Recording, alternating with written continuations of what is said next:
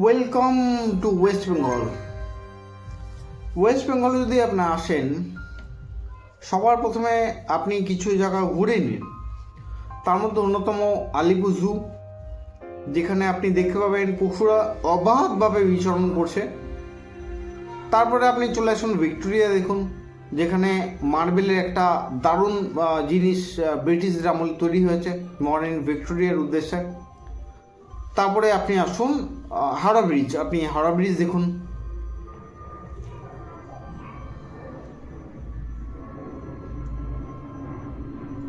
ঠিক তারপরেই আপনি দেখতে পাবেন হাওড়া ব্রিজের ওই পারে নবান্ন। সরি, এটা কোনো ঘোরার জায়গা না, বাট এখান থেকে পুরো পশ্চিমবঙ্গ শাসন করা হয়। वाह क्या सीन है, वाह क्या सीन है। আর পশ্চিমবঙ্গে আপনার জন্ম হলে আপনি সবার প্রথমে যেটা আপনি পাবেন সেটা হচ্ছে scam. Good morning and welcome. You're watching the morning news on CNN News 18. I am Right now, remember Partha Chatterjee's aide, Arpita Mukherjee. Well, a massive cash pile has been seized yet again. This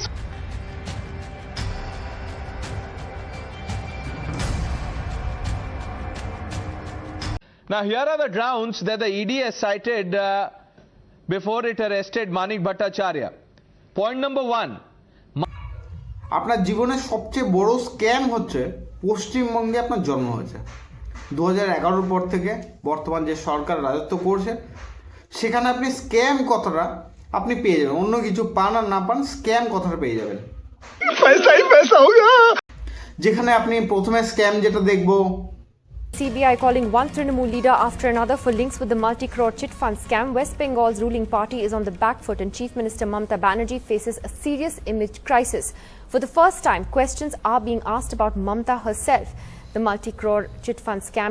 তারপরে আপনার দ্বিতীয় scam. Now, this is breaking news coming in from the state of Bengal and Jharkhand as ED raids in both the states in the coal scam. In West Bengal, তারপরে সবচেয়ে important scam. bulletin, let's get you the very latest which is coming in the SSC scam probe, under which TMC Mantri Partha Chatterjee is also under the scanner. In fact, big news break which is coming in right now. পশ্চিমবঙ্গের বুকে আপনি জন্ম হয়েছেন আর আপনার সঙ্গে scam হবে না, এটা কখনো হতেই পারে না। এখানে সব থেকে বড় স্ক্যাম হলো আপনার এসএসসি স্ক্যাম। এছাড়া আগে তো অনেক স্ক্যাম ছিল, এর মধ্যে এসএসসি স্ক্যাম, যেখানে শিক্ষিত যুবক বেকার যুবকদের, মানে যারা একসময় চাকরি করতো তাদেরকে বেকার করে দেওয়ার পেছনে এই স্ক্যামটা খুবই গুরুত্বপূর্ণ। স্ক্যামটা কেন গুরুত্বপূর্ণ আমি বারবার করে বলছি, কারণ এই স্ক্যামে রাজ্যের যে সিআইডি তারও অবস্থা এবং বর্তমানে সেন্ট্রালের যে এজেন্সি আছে সিবিআই তাদেরও অবস্থা ঠিক এরকম। सारे गुलाब सूख रहे थे तो मैंने उनका गुलकंद बना दिया। गुलकंद कहाँ है?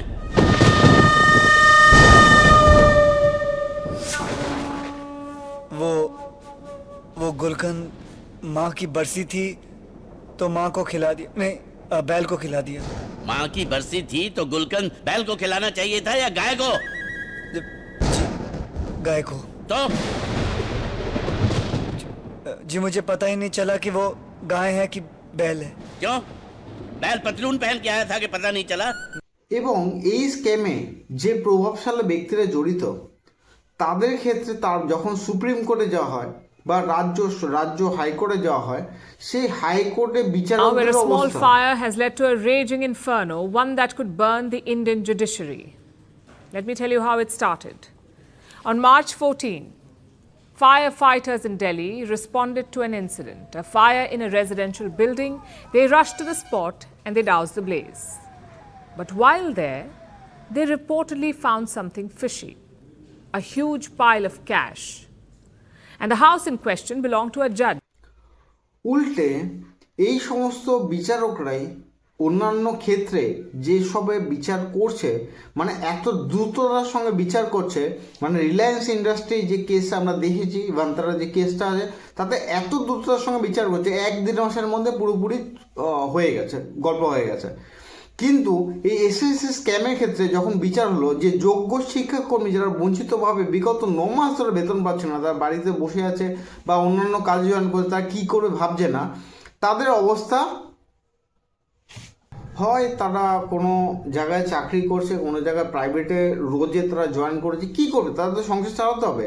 আর এই সুপ্রিম কোর্ট তাদেরকে বর্তমান বিচারপতি যিনি আছেন, সূর্যকান্ত যিনি বর্তমান বিচারপতি আছেন স্যার, তিনি বলছেন কি যে না, যারা যোগ্যতার সঙ্গে চাকরি পেয়েছে তারা এত বছর পরেও আবার তারা যোগ্যতা প্রমাণ করে তারা চাকরিটা করতে দেবে। আমি শুধু একটা প্রশ্ন করতে চাই, আপনারা যারা মানে সর্বা বিচারপতি এই পোর্শনে রয়েছেন, তাকে একটা প্রশ্ন করতে হয়, যদি আমাদের পরীক্ষা ধরুন দৌড়ানো বিষয়টা থাকতো, মানে যদি একটা ক্লার্ক সি, গ্রুপ সি এবং গ্রুপ ডি বিষয় বলতো রাজ্য সরকার 1500 মিটার দৌড়াতে হবে, তাহলে কি আপনারা এই বিচারকরা এই বিচারের আসন বসে আমরা এটাই বলে দিতেন যে আজকে যার বয়স 35 বছর, 36 বছর, 40 বছর, 42 বছর, তারা আবার যে জেনারেল ক্যান্ডিডেট তাদের সঙ্গে দৌড়ে পাশ করে তার নিজের চাকরিটা কমপ্লিট করো? এটা বলতে পারতেন?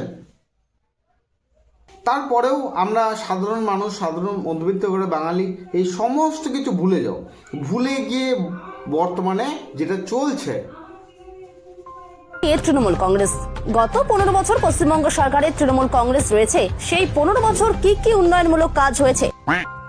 আমাদের সঙ্গে যে অন্যায়টা হয়েছে সেই বিরুদ্ধে প্রতিবাদ করতে হলে আপনি আমার যে ভিডিও, যে বক্তব্য আছে সেটা শেয়ার করুন, যতটা পারেন শেয়ার করুন, আমার সঙ্গে থাকুন, আমার কথাগুলো শেয়ার করুন। এছাড়া আপনি আপনাদের মতো করে নিজস্ব মতবাদ তৈরি করে সোশ্যাল মিডিয়াতে একটা স্ট্রং ওপিনিয়ন তৈরি করুন, নিজের বক্তব্যগুলো তুলে ধরুন, যাতে সাধারণ মানুষ এই ব্যবস্থা, এই যে দুর্নীতিটা, এত বড় স্ক্যাম যেটা হয়েছে, এরপরও রাজ্য সরকার বিভিন্ন দরজায় গিয়ে ভোটের জন্য ভিক্ষা করবে, এই যে দুর্নীতি হচ্ছে, এই দুর্নীতির ব্যাপারটা আপনার সবার সামনে তুলে ধরুন।